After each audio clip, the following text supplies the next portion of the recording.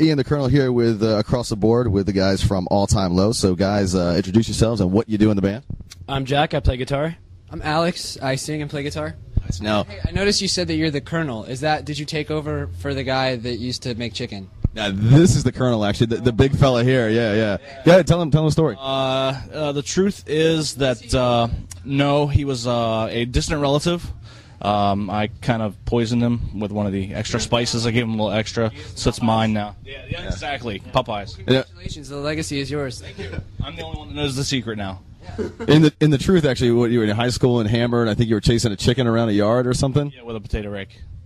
That's amazing. Yeah. I don't know. So, and that's the secret. That's how I catch my woman. That's why the meat's so tender. Talking about your meat, awkward. I'm going to step outside. So, guys, we're big fans of you guys, especially because we're from Maryland, So, so you guys are, near Towson, rated. So good looking. Absolutely. Yeah, I understand now. Yeah, right. So, who are you looking most forward to seeing on tour, or have you already seen them? You know what? This is actually cool for us because we're not actually on the Warped Tour. This is just a one-day thing for us. We stopped through. So it's actually really nice to be here and to be catching up with a bunch of friends that we haven't seen in quite a while. Like, it's awesome to see the Less Than Jake guys. Really cool to catch up with Simple Plan. So I don't know, it's fun. It's nice to. That's the one. Well, there's a lot of great things about Warped Tour, but that's probably my favorite thing about Warped. It's like kind of summer camp for bands. Like, you meet up with all your old friends. So it's He nailed it. Done. And yeah. How do you guys stay sane and everything on the road? And like you said, it's just a one-tour stop for you. But, as you took your shirt off there, you're ripped, obviously. So, yeah, I mean, how do you guys stay in shape on the road? And, some of the bands we've talked to say it's great to be off the road just to get a shower at a normal time and that kind of stuff. I mean, what's that life like? The secret is a lot of blow. Yeah, nice. No, we work out every day on stage for an hour and a half. So I mean, that's like our workout. It's like kind of a non-stop activity. Anything that you might have done to your body the day before kind of sweats out on stage. So it's sort of like a non-stop, healthy, unhealthy rotation of like getting in a sauna, eating a shitload of fried chicken and then sweating it all out right after.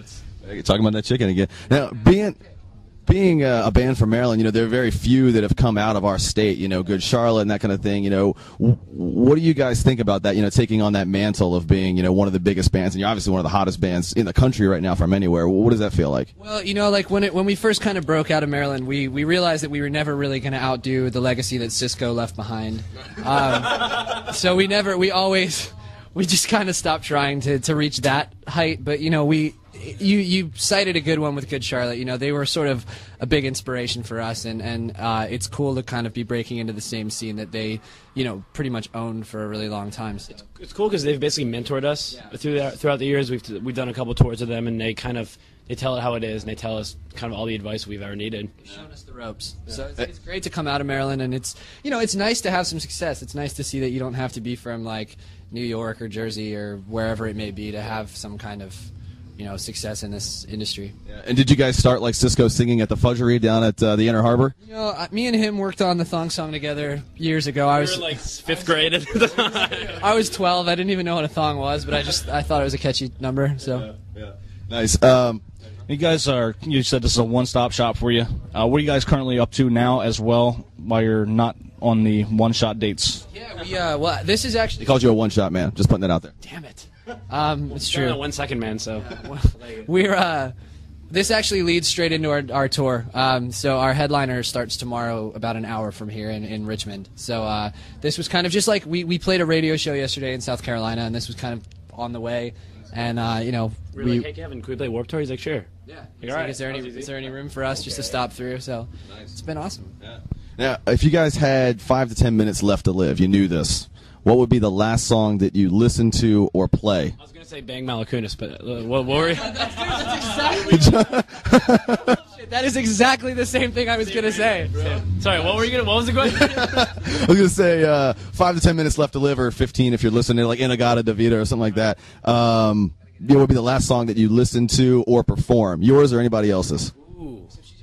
Justin Timberlake now, and that's hard to compete with. We're off on we're talking about Mila still. Seriously though. Every time we touch, what's that song called?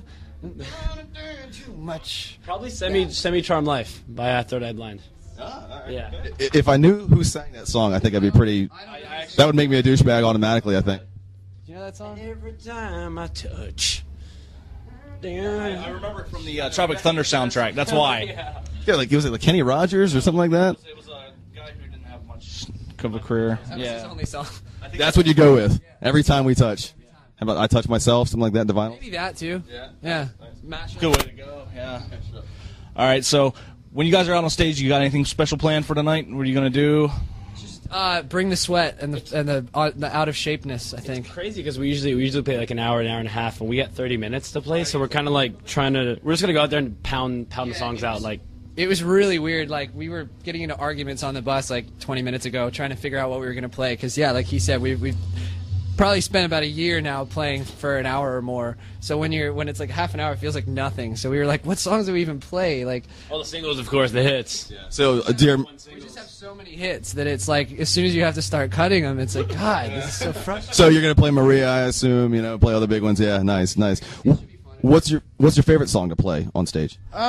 I think right now it's one of our new songs. It's the opening track of our album. It's called "Do You Want Me Dead?" And yeah, I really dig that one. What's the question? Jack wanted me to cut it. I was staring at my shoes. I'm sorry. Yeah, favorite pair of shoes. Favorite song to play live. Favorite song to play live? Probably Weightless. Goodness. Probably Weightless. Okay. Nice. Weightless is it's become like a crowd favorite, I think.